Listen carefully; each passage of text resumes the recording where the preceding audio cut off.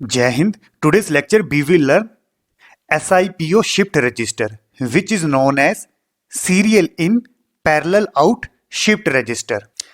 This is a block diagram of serial in parallel out shift register. Input में binary data को one by one हम series में enter करते हैं. इसी तरह से जो आउटपुट्स होती हैं उसको हम पैरेलल में लेते हैं. These are the outputs. To store n bit binary data, n flip-flops are cascaded in register. This is a register. अगर मुझे n बिट डेटा को स्टोर करना है, then I have to use n flip-flops. Basically, these are the flip-flops. Generally, we use D flip-flops. This is a clock. At a same time, सभी flip-flops को एक साथ clock apply करते हैं. Depending on application, the register can perform shift and storage operation. If we have given 101 binary data, अगर इस binary data को हमने SIPO शिफ्ट रजिस्टर में स्टोर करना है तो प्रोसेस कैसे होगा. हमें 3 बिट बाइनरी डेटा को स्टोर करना है तो we will use 3D flip flops which are cascaded with each other. Serial in parallel out में जो इनपुट डेटा होगा वो वन बाय वन सीरीज में एंटर होगा और जो हमें आउटपुट मिलेगी वो हमें पैरेलल में मिलेगी. तो this is A SIPO register. इसी तरह से अगर हमें 5 बिट बाइनरी डेटा स्टोर करना होता तो उस केस में हमें 5D फ्लिप फ्लॉप यूज करने थे. This is a clock. This is example of positive edge triggering. At a same time same clock को हम सभी फ्लिप फ्लॉप में अप्लाई करेंगे. Here we are using positive edge triggering. ये जो low to high transition हो रहा है, this is a positive edge triggering. This is a logic 1. Low to high transition, this is a logic 1. To logic 1 के बीच की जो duration है, this is a logic 0. Class हमें ऑलरेडी पता है. अगर फ्लिप फ्लॉप की क्लॉक में हम लॉजिक 1 अप्लाई करेंगे, दैट इज दिस ड्यूरेशन, उस टाइम पे जो फ्लिप फ्लॉप की आउटपुट होती है वो इनपुट्स पे डिपेंड करती है. इसी तरह से अगर फ्लिप फ्लॉप की क्लॉक में हम लॉजिक 0 अप्लाई करते हैं तो उस केस में flip flop will work as a memory. उस केस में जो फ्लिप फ्लॉप की आउटपुट होती है वो प्रीवियस आउटपुट के इक्वल होती है. That is next state is equal to present state. Initially flip flop D2, D1 और D0 की आउटपुट को हम 0 एज्यूम करते हैं. Q2 0, Q1 0, Q0 0. अभी तक क्लॉक अप्लाई नहीं की है, क्लॉक इज 0. फ्लिप फ्लॉप की आउटपुट को हम 0 कैसे करेंगे. अगर फ्लिप फ्लॉप की क्लियर इनपुट में हम लॉजिक 0 अप्लाई करते हैं उस केस में सारी की सारी आउटपुट 0 हो जाएंगी. अब क्लास जैसे ही फर्स्ट पॉजिटिव एज ट्रिगरिंग, ये जो ड्यूरेशन है हम सभी फ्लिप फ्लॉप में eight a same time apply करते हैं तो उस केस में जो फ्लिप फ्लॉप की आउटपुट है वो इनपुट्स पे डिपेंड करेगी. In the case of D flip flop जो आउटपुट होती है वो इनपुट के इक्वल होती है.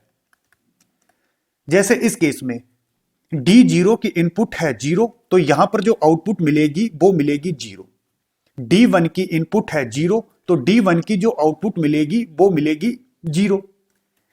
D2 की इनपुट है 1 तो D2 की जो आउटपुट मिलेगी वो मिलेगी 1.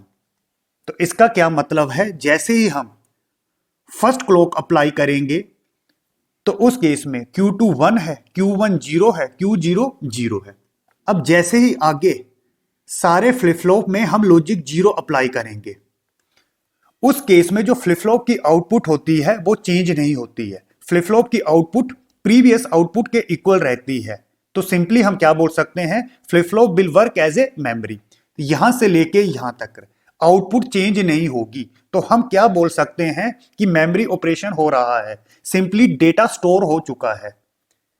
फिर जैसे ही नेक्स्ट पॉजिटिव एज ट्रिगरिंग सभी फ्लिप फ्लॉप्स में अप्लाई करते हैं, this is A second clock, तो उस केस में D0 की इनपुट वैल्यू है 0 तो आउटपुट मिलेगी 0. D1 की इनपुट है 1 तो D1 की आउटपुट मिलेगी 1. इसी तरह से D2 की इनपुट है 0 तो D2 की आउटपुट मिलेगी 0, तो Q2 होगा 0, Q1 इज 1, Q0 इज 0। अब यहां से लेके यहां तक जो फ्लिप फ्लॉप की आउटपुट है वो प्रीवियस आउटपुट के इक्वल रहेगी, सिंपली मेमोरी ऑपरेशन होगा। इस तरह से फ्लिप फ्लॉप में स्टोरेज ऑपरेशन होता है।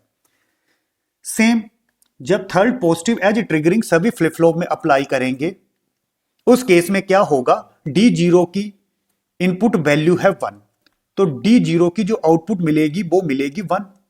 सेम D1 की इनपुट है 0, तो D1 की जो आउटपुट होगी वो होगी 0।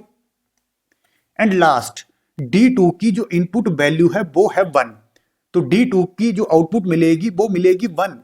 तो सिंपली थर्ड क्लॉक में क्या होगा, Q2 1, Q1 0, Q0 1।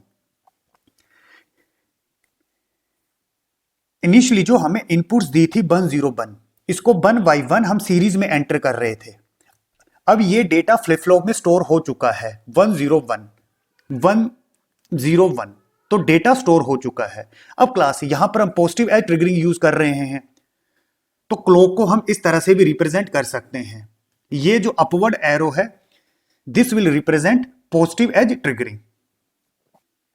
अब यहां पर शिफ्टिंग कैसे हो रही है, जैसे ही सेकंड क्लॉक हमने अप्लाई की थी, ये जो इनपुट डेटा था 1 वो इस तरह से शिफ्ट हुआ। जैसे ही थर्ड क्लॉक अप्लाई की थी, ये जो इनपुट डेटा था 0 वो इस तरह से शिफ्ट हुआ, और ये जो 1 था वो इस तरह से शिफ्ट हुआ था। Now I will discuss timing diagram. This is a clock, this is a first clock, ये जो लो टू हाई ट्रांजिशन हो रहा है this is second clock, low to high transition this is a third clock. This is a Q2, Q1, Q0। Initially Q2, Q1 और Q0 को हमने 0 assume किया था। जैसे ही फर्स्ट पॉजिटिव एज ट्रिगरिंग हमने सभी फ्लिप फ्लॉप में अप्लाई की थी, उस टाइम पे Q2 1 था, Q1 Q0 0 था। जैसे ही second positive edge triggering at a same time हमने सभी फ्लिप फ्लॉप में अप्लाई की, उस टाइम पे Q2 0 था, Q1 1 था और Q0 0 था। एंड लास्ट जैसे थर्ड क्लॉक अप्लाई की, Q2 1, Q1 0 and last Q0 1 था।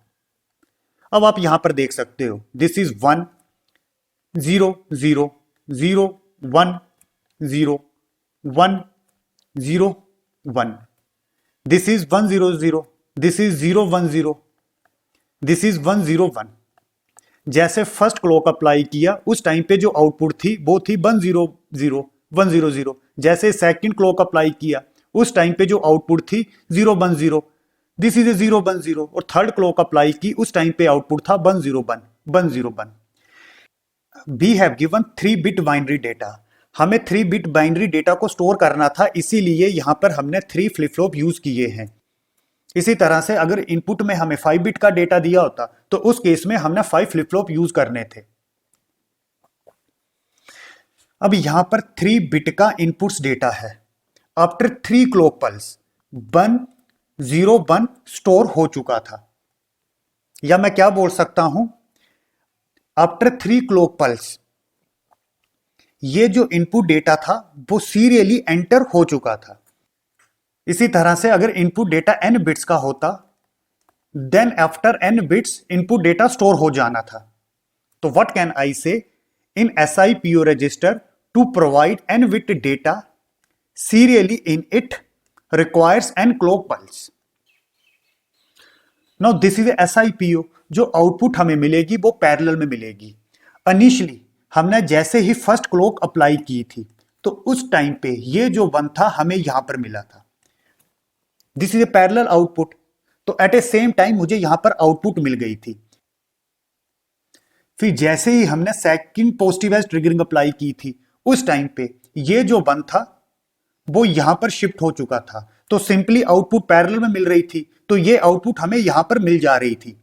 तो आउटपुट के लिए हम कोई एक्स्ट्रा क्लॉक यूज नहीं करेंगे, हम सिंपली डाटा को इन करने के लिए क्लॉक यूज करेंगे। आउटपुट हमें पैरेलल में मिल रही है, इसके लिए हम कोई एक्स्ट्रा क्लॉक यूज नहीं करेंगे। And provide output it require 0 clock pulse. अब ओवरऑल डेटा प्रोसेसिंग के लिए जो क्लॉक चाहिए it is equal to n, जो हमें डेटा को स्टोर करने के लिए चाहिए थी, प्लस जो हमें आउटपुट के लिए चाहिए थी which is 0, that is n plus 0 is equal to n।